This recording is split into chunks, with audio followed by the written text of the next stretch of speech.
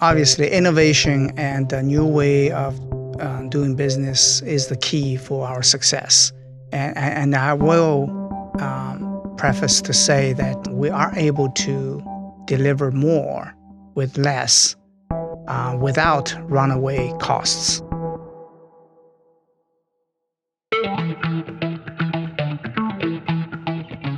Welcome back to Spilling the Tea, the podcast where we take you behind the scenes of the MBTA. I'm Andrew Cassidy of the MBTA's Customer and Employee Experience Department, and today we have a very special episode for you. We're once again joined by Sam Zhou, Chief Engineer and Assistant General Manager of Engineering and Capital for the MBTA. Sam, thank you so much for joining us again. It's been a little while since last we spoke. Indeed. Thanks again for inviting me here. Last time we spoke, I think we had just finished the track improvement program. Major accomplishment, got rid of all the slow zones. Obviously, the riding public is keenly aware that their trips are now faster, but it wasn't just about getting rid of the slow zones. You've referred to it as a catalyst for change. What does that really mean? We have talked a lot about the track improvement program in the past year, so I'm not going to get into the weeds about the success and quote some of the stats. But I think what I would say is the track improvement program really changed our way of doing business, not only allowing us to address the infrastructure needs, but also regain the trust of the public. So it is a catalyst for us to advance capital projects in a whole different way of carrying capital projects. Now we're in a new year. We're actually coming close to the end of a year. What has been the keen focus for you and your team? That's a great question. Our business never ends. We have a long to-do list. This year, we focused a lot on the improvement on the signal system, both on the red line, orange line, and we just led a big contract for the green line signal contract, which upgraded the entire green line system in the tunnel signal system, which dated back to 1930. Wow. Yes. That's certainly older than anybody here. That's quite old. I mean, I've heard of things from the 50s and 60s, but 30s, I think that's a first for me. Yes. And we are very fortunate to have the resources and also the contract to move forward to replace that system. The other thing that we're focusing on is a lot of station upgrade.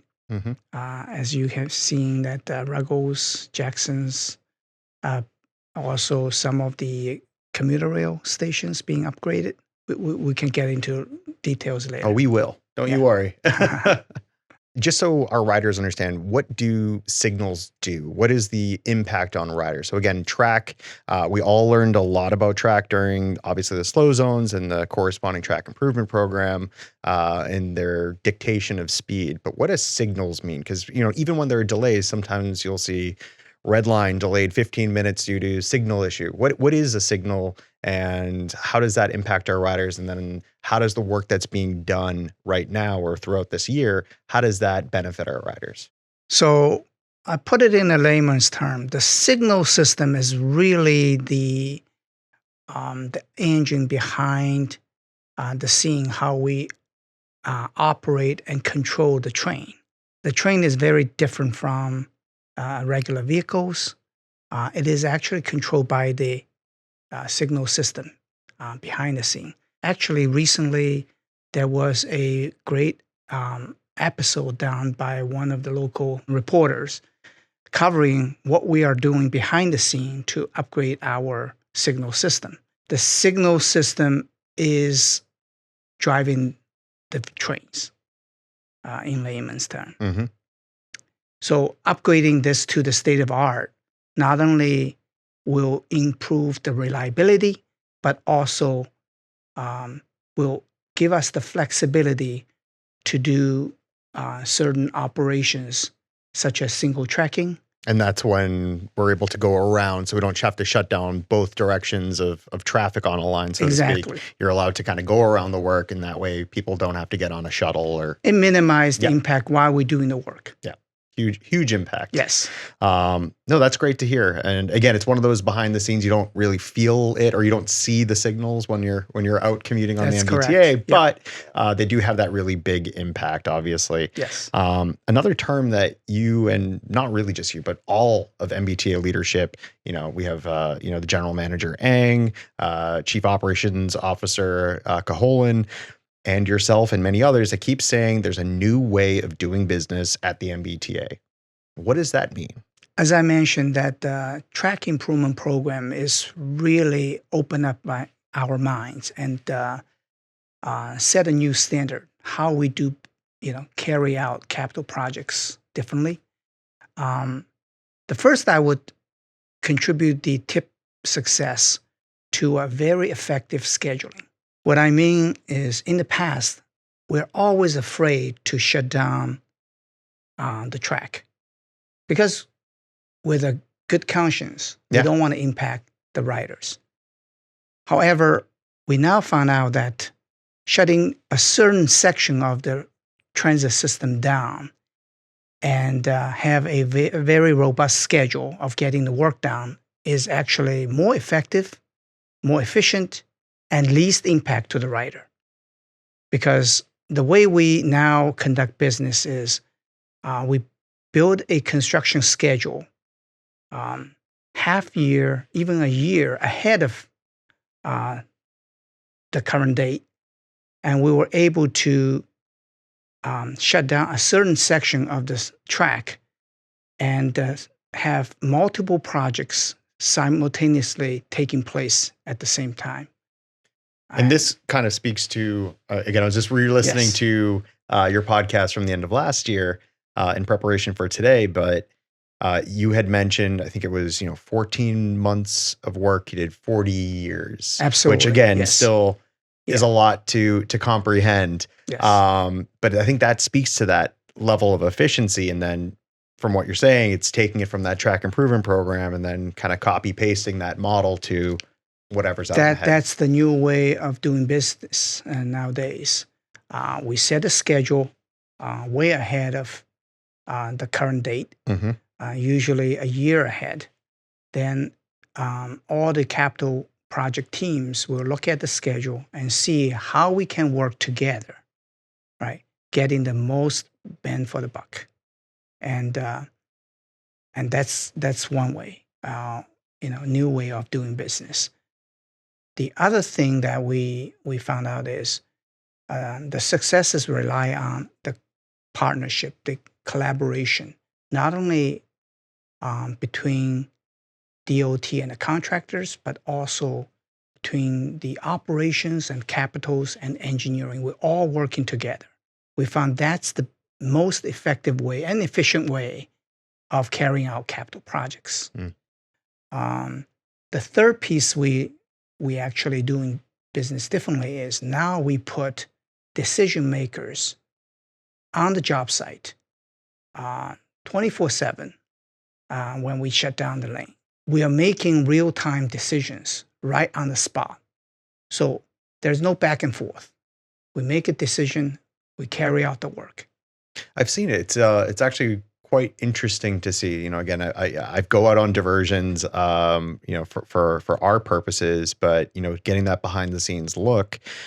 These individuals are almost, if you're thinking in a musical sense, they're almost like conductors. Where I see them, they're looking at their clipboards and they see who's supposed to be doing what work at what time, and making sure everything's staying on time, and that they have the authority to address anything that might happen in between. Means there isn't a holdup, meaning a delay or an extended diversion. This every surge or diversion, when we close a section of the transit system, it requires extensive preparation, scheduling.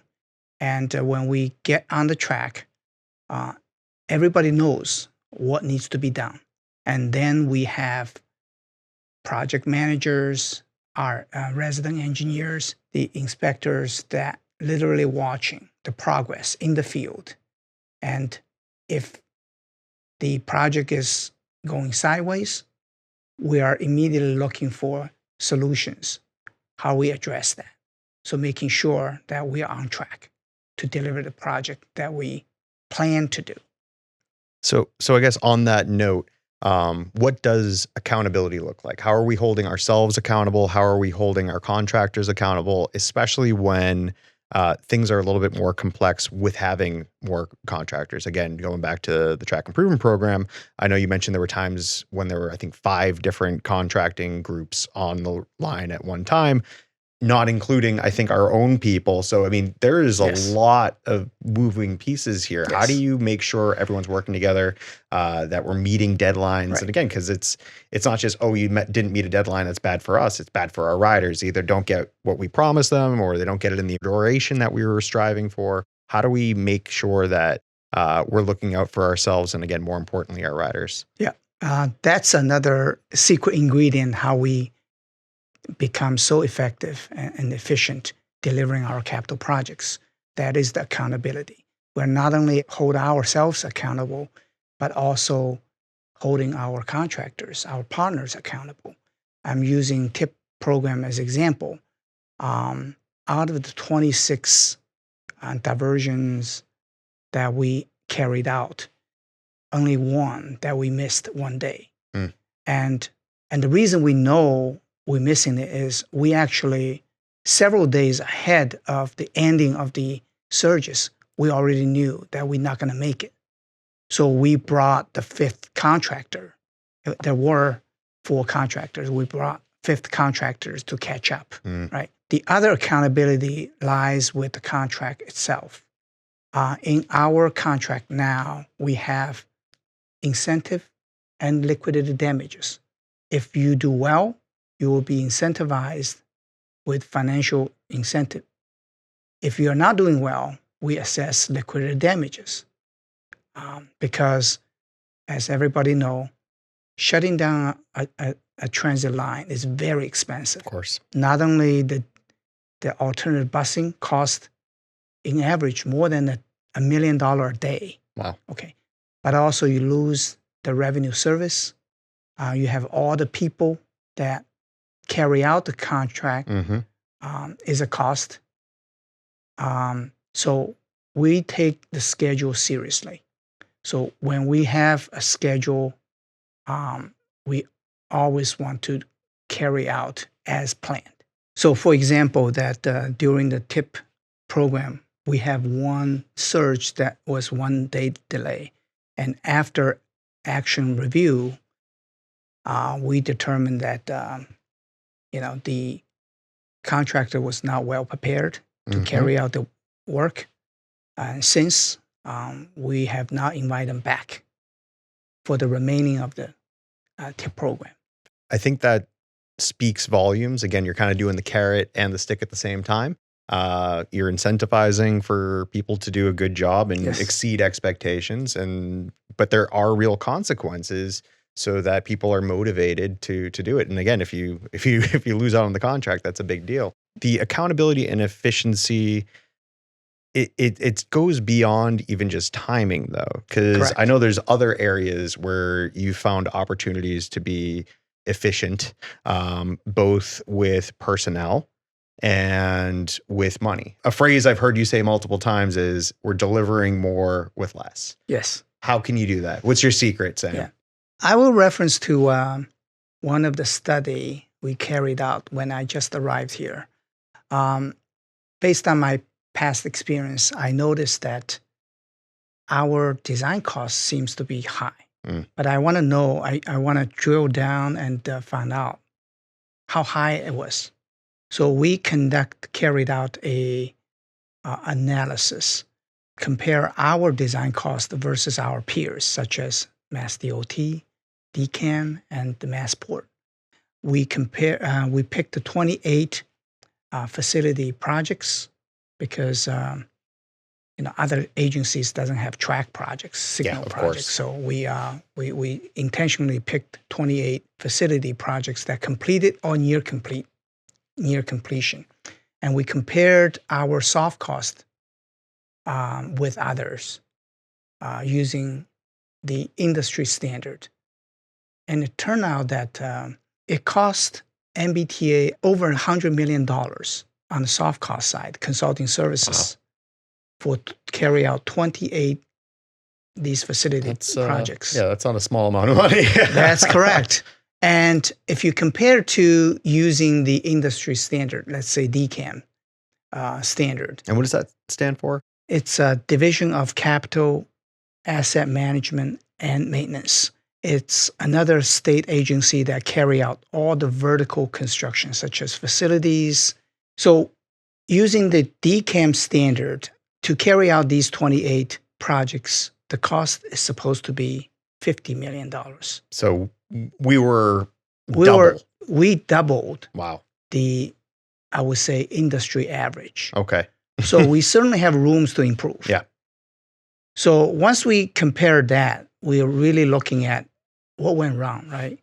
So in the past, MBTA has a habit of when there is an internal or external request for a project, the capital side immediately start at design consulting services and to start to design something without any construction dollars associated with it or attached to it. Got it. Okay. Okay, so we have a lot of projects. When I got here, I noticed there is about $500 million devoted for just soft cost, design cost. Wow. And we certainly don't have construction capital dollars. To fund $500 million worth of designed. Exactly. Wow. Yes. Yeah. And that's maybe just under a quarter of the MBTA's total budget, I believe. I think we're somewhere in the $2 billion mark. So that's a serious chunk of change. Yeah, it's in a certain sense, it's more than a quarter, right? So what we have done is we look at the capital program and identified projects that we know that it will not be immediately funded. Construction won't be immediately funded. We pause these projects. Okay. And we're also looking at scalability of the projects. What I mean about scalability is in the past, doesn't matter how big or how small the project is, it's all going through the same processes. 30% review, 50% review, 75% review, 100% review. And value engineering, constructability review, all these 9R things. And we look at our processes and we feel there's a way we can improve this. For small projects, we scale it down for the steps that we have to go through. Obviously, these steps is important and make sense for bigger projects. So now we develop processes that tailor to the complexity and the size of a project. And that saves money. So the other thing that we have to look at is the standards, and we try to standardize some of the designs. For example, we track about 150 stair designs, and we have completed about 50. And believe it or not, we have customized every single stairs to the teeth, customer design and construct. And each one of those costing money for that design process. Absolutely.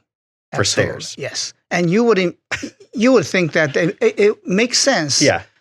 You have a sets of standards and sets of standard sheets, then you can just spec the height, the width, whatever the clearance. Common height and got it. It will significantly reduce the amount of soft cost.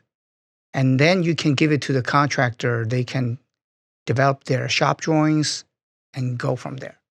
So that's another efficiency that we found. And then on the other side, you're also finding personnel efficiencies as well. So it's not just finding these cost efficiencies, but you're also able to accomplish that work with a fewer number of people. Yes. As a matter of fact, in fiscal year 2024, we delivered $1.6 billion capital projects. A short year later, fiscal 2025, which including the track improvement program, we were able to deliver $2.1 billion of capital project with slightly less internal staff. That shows a great improvement in terms of delivery. And so people understand the spending of more money isn't just, oh, we spent this much more money. It's that much more work was accomplished. Because I believe track improvement program and other instances have had a much higher quoted budget than what you were able to deliver that level of work. Can you speak to that a little bit? Yes, absolutely. For example, the track improvement needs, initially we estimate and supposed to be budgeted at $2 billion just to improve the entire track system to state of good repair. In just a short 14 months, we were able to carry out the track improvement program, not only addressed all the speed restrictions, but also carried out most of the state of good repair work for the track. So it's not just removing speed restrictions. It's a safety issue. Absolutely. And again, it's both of these things done with less time, fewer people, less money, and it's just, I mean, again, it's almost hard to believe. Again, as someone who's lived in Boston for the majority of my life, to see the rate of acceleration and accomplishment with verifiable, results coming together so quickly. But, there is that efficiency, but I mean, I can't undersell your creativity as well when it comes to this, because I think it was maybe last week I was in the North Wilmington station, and at North Wilmington, I see this brand new facility. Everyone there, all their local electeds, they're all thrilled that this is here. It's taking the train out of downtown, so it's a little further back, and it's no longer stopping traffic, no longer an issue for potential emergency vehicles who couldn't get through in the past. And we were able to deliver it more quickly, but we did that. How were we able to deliver it more quickly? What was the secret sauce there? Yeah, so obviously innovation and a new way of doing business is the key for our success.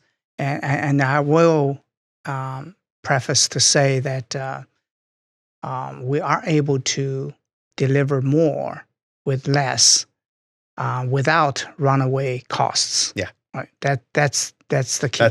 That's a big caveat. Yeah. So in terms of a new way of doing business, like you mentioned, the North Wilmington, we actually did a mini high, which addressed the accessibility on the commuter rail side with very limited resources. Just a short introduction of what mini high means. Typically on the commuter rail station, the standard design is you walk out, called a level boarding. Mm-hmm. You walk into a platform, which could be 400 feet long or 800 feet long, depends on the line. And it not only provide easy access, but also accommodate the accessibility needs population to board the train. For areas that we don't have that, we build this shorter, which is about 50, 60 feet long, with a ramp, with a canopy for the folks that needs accessibility support to board these trains easily. So it's a creative way of utilizing some of the materials that was left behind by the Big Dick project.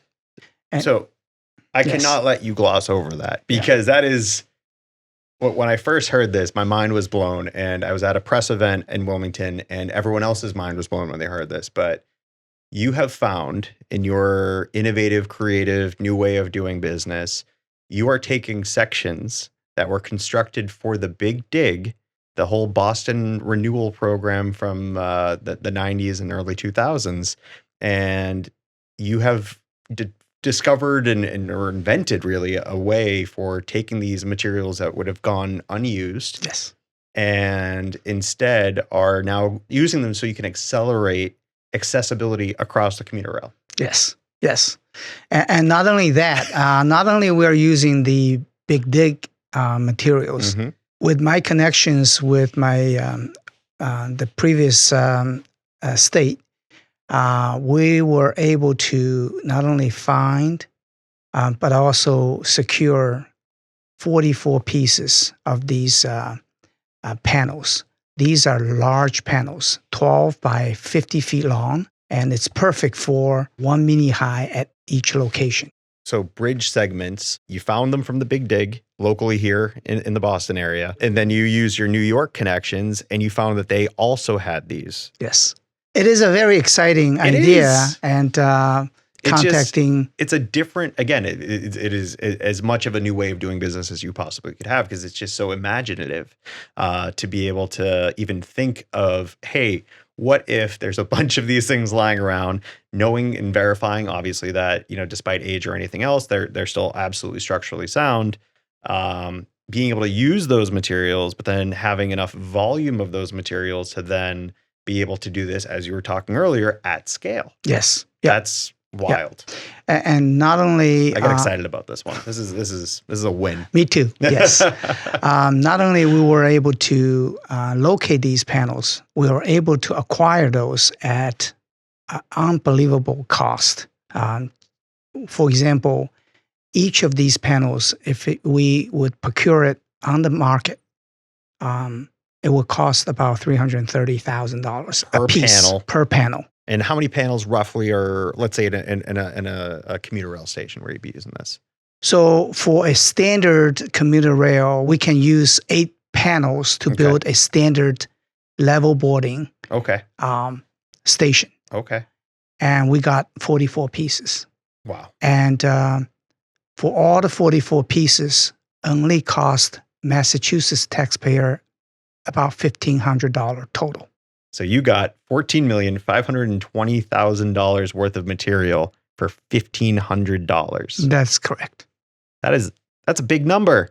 That's a big number, Sam. I'm bringing you with me the next time I go to buy a car. I mean, what a negotiator over here. Well, it's a win for Massachusetts taxpayers. I mean, again, it's not like, 5% off just because you're friends. I mean, that's a massive amount. And again, it's a compounding trend. It's saving money with the track improvement program last year. It's finding these efficiencies with the design process and then in the materials. And it's just from every angle, you're finding efficiencies and you're saving money. Thank you. And also a different way of carry out capital projects. For example, in the past, traditionally, we used design, bid, build, procurement method, which is we design a project, then put it out, advertise it, soliciting bids. Then we open bids, select the lowest bid contractors, and then the contractor will carry out the construction. So it's a linear process. Now we get smarter. We pick the best procurement method. In the industry, we call it alternative delivery method, such as construction manager at risk, CM at risk, or design build procurement method. To carry out and pick the best procurement method. And what do those look like for someone like myself who doesn't usually procure contracts? Yep. So let's use design build as an example. We essentially acquire a joint venture, designer and the builder together. Obviously, the benefit is you could advance a project design and construction kind of in a staggered way, so we can deliver projects in a faster pace. Because while you're designing it, the contractor is already thinking about how to build it. And they are interacting with each other as one entity. And not only they can deliver faster, we also using that procurement method to stimulate creativity. Because creativity yields savings for the contractor. And we have seen this on some of the projects that we are carrying out right now, such as North Station Draw 1. This project was initially carried out as a design bid build. We already designed the project roughly up to 75%, and it cost Massachusetts taxpayer about $1.2 billion. And it will take 8.5 to 9 years to carry out this project. And last November, we hosted an open shop, invited all the national renowned contractors and designers to listen to a open house. After the open house, we had a number of one-on-ones, 7 one-on-ones with contractors, and we got a lot of feedback from them. And the universal feedback we got is you gotta have a more creative way of delivering project using a different procurement method. That's when we chose design-build procurement. And we started design-build procurement at the beginning of this year, and we have already got lots of good feedback in terms of schedule and cost. We are in the procurement period, so without getting into the details, I'm very confident to say that I'm very much looking forward to a very aggressive schedule and a very competitive cost for this project. That's fantastic because it's also, it's a major project. I believe this is our largest contract potentially in MBTA history, budget-wise. And for those who don't know, the North Station Draw 1 bridge, there's a drawbridge right outside of North Station. All MBTA traffic and Amtrak traffic has to go over this bridge. Correct. So there's nothing, again, I travel over that bridge every day. And the amount of time impact for the project is going to have a massive impact on everyone north of Boston. So there's so much importance. You think about like a 30-day shutdown being a long time. This is a big ask. And again, with that much money, being able to have any level of savings, any level of percentage, it's massive because the initial number is so large, but obviously it is such an important project to make sure it's done well, but also to be a good steward of the taxpayers' time and money when it comes to this project. Yes, there are 200 daily trips crossing this bridge. There are about 12 million riders a year that cross that bridge. It's a significant. Yeah. No, I mean, and it just highlights the importance of transportation as a whole, but the very real factor of needing to invest in infrastructure. Because that's 12 million people that rely on getting to work, seeing family, what have you. And then it's our responsibility as the provider of transportation to maintain, to rebuild and do so in the most efficient way possible. Yes. You just seem to be so innovative.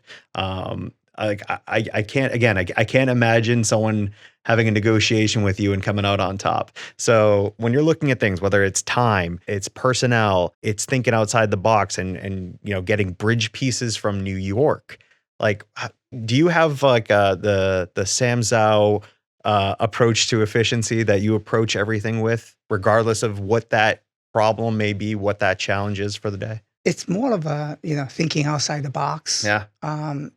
The other thing I'm very proud to talk about, innovation and creativity is our accelerated bridge construction program. Just explain what that means. It is a method that we will replace a bridge in an extremely short period of time to minimize impact to the ridership. Right. For example, the South Elm Street Bridge, we were able to replace the bridge just in one weekend. And pretty quick. I still remember that the board chairman, Chair McGee, mentioned that in the Friday afternoon, he went home under the old bridge, and Monday morning when he drive to work, it was on a brand new bridge. You have to do a double take when things are that, are done that quick, because you wouldn't expect something as, significant as a bridge being accomplished in a weekend. So, I'd check my GPS or something, make sure it was the right spot. Yeah, I mean, that's how we carry out these projects, right? ABC, Accelerated Bridge Construction, ABC is not a new concept, but we certainly get good at it and better at it. And we will do more of these. Can you talk a little bit about innovation, I guess, broadly? I see so many different types of outside the box thinking. Can you just tell me about that innovative approach and whether it's all in the mind of Sam or if it's, working with your team, working with MBTA leadership, but that willingness because, there's the poison of we've always done things this way. And I'd love to hear what you and others on your team or in leadership, how it is you're looking at things to not do things the same way they've done before, to make these changes that honestly appear magic to so many of us. So certainly this is not Sam Zhou's show. It is a team effort. We have numerous examples and project cases that we not only be able to deliver projects on time, on budget, but also being creative, using different method or materials to deliver these projects, to save taxpayers' dollars and minimize impact to the riders. Another example I'm very proud to mention is the Jackson Square Station replacement project. Jackson Square Station, in general, the platform is about 2 to 3 inches lower than what's supposed to be for accessibility. So this project is essentially accessibility improvement project to raise the platform 2 to 3 inches, making sure that we meet the ADA accessibility requirement. The project was designed for remove the existing brick pavers and replace with concrete, typical concrete. As you know, concrete, you have to wait about 7 days to reach fully cure the strength, right? So when I learned this project, I worked with the team and we found alternative material, which we used in other bridge construction called PPC, polyester polymer concrete. It's a concrete that never cracks, has elasticity in it, and we want to do a test on this. So they actually did a small area and found it's very suitable for this type of application. So what it is essentially you can keep the existing paver and just pour 2 to 3 inches of this PPC on top of it, and hardens in 2 to 3 hours. Oh, wow. So now you can do it overnight. So the project initially requires a month of shutdown of the entire station. And that would just be, every work. And I can just imagine people say the work is done, but you're just waiting for the concrete to cure. Exactly. Yeah. And then people are being displaced and. Exactly. Yeah. So now with this new material, we were able to do it with just a weekend bypass, with some overnight constructions, not only do it faster, but also saving taxpayers over $1 million. Incredible. And I mean, honestly, for so many of the average riders, you're also just not displacing them. You're not forcing them to have to drive, to take an Uber, to find alternative transportation.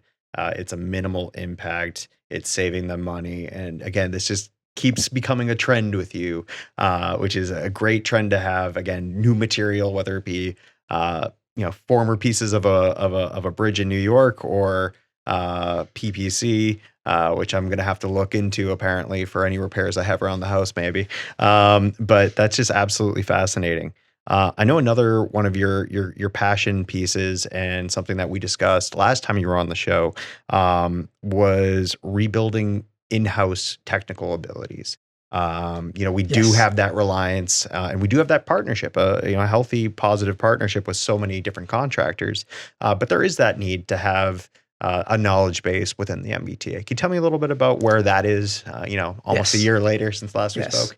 So I started my career with MBTA about 2 years ago. When I got here, one of my observations is we have a lot of generalists. These are the capital project delivery team that knows a little bit of everything. Everything, yep. But not specializing certain things. Mm-hmm. So what I'm advocating is, and I have repeatedly advocating with my teams, you not only need to be a generalist, but you also need to be a specialist. Because you need to be good at something so you know how you can guide the designer and contractors during the project development process. That is the key. So I'm a believer that with the in-house capability, not only saving taxpayers money, because it is cheaper to have in-house design, in-house capability than simply acquire from the market.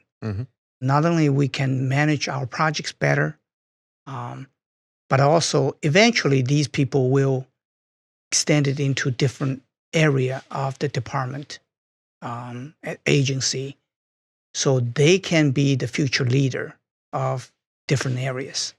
So not just seeking knowledge externally. Again, obviously, there is a base level of skill, knowledge, understanding already at the and with your team and others.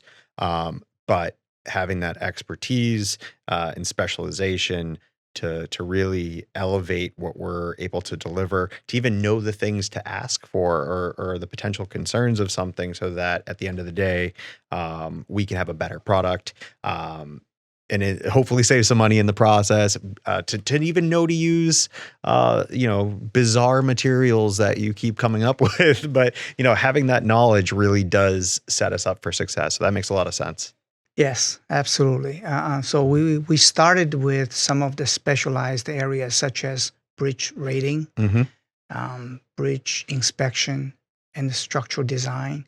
These are highly specialized area that requires professional licenses, professional engineer licenses to carry out these missions.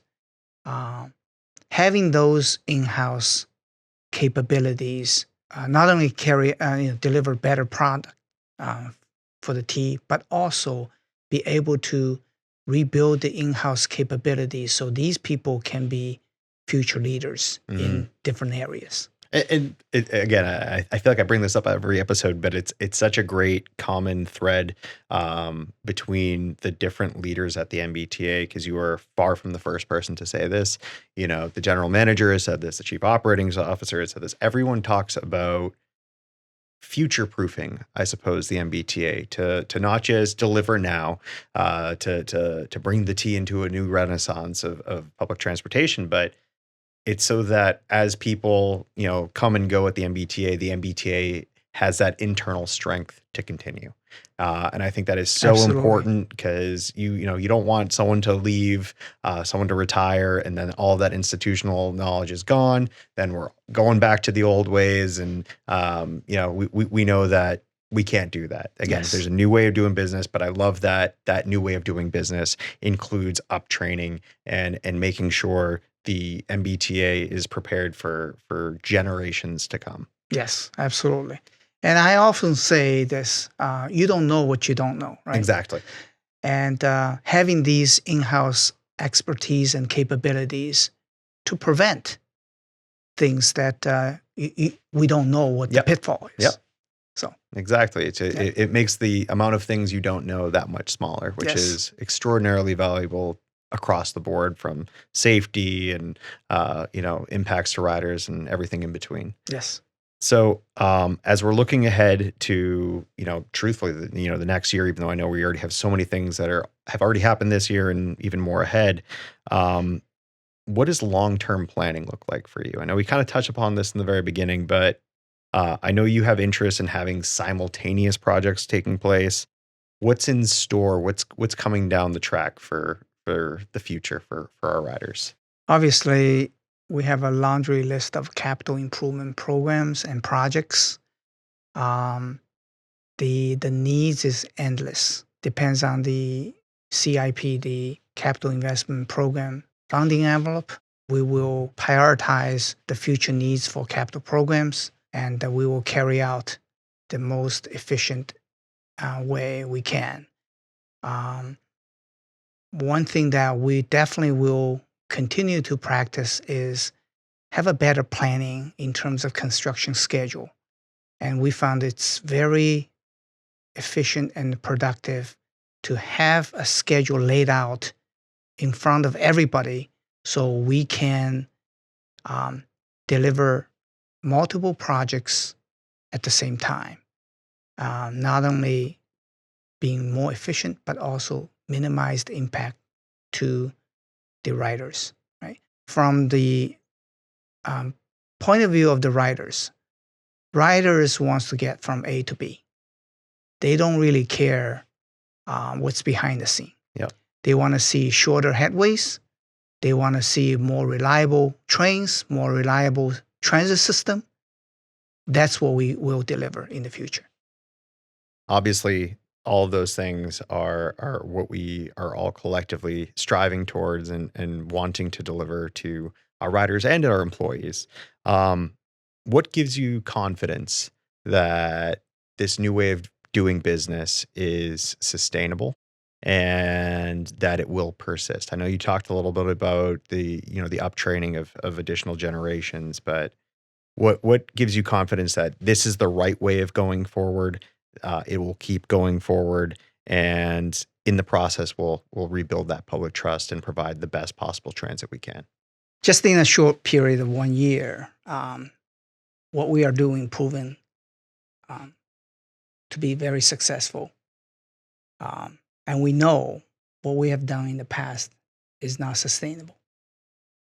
By rebuilding the in-house capability, hiring professionals, rebuilding the expertise in-house, developing career development programs to further enhance people's project teams' capability, I'm confident that we can deliver more efficient, accessible system in a timely manner. Well, that's great to hear. Sam, thank you so much for joining us here today, for sharing even just a sliver of all that knowledge that you have.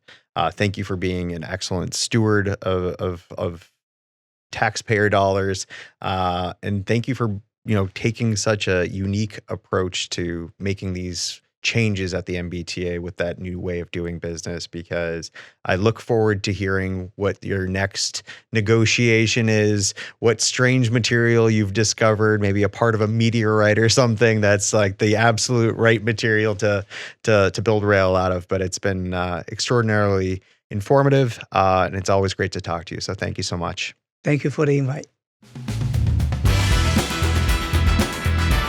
And that brings us to the close of another episode of Spilling the Tea. I want to thank Sam Zhou for taking the time to talk about all the innovative things he and his team are doing for the MBTA. And I want to thank you, our listeners. If you have any thoughts, questions, or ideas for future episodes, shoot us an email at social@mbta.com. I also want to thank the Menino Convention and Exhibition Center for allowing us to use their space to record this podcast. Until next time, I'm Andrew Cassidy, and this has been Spilling the Tea.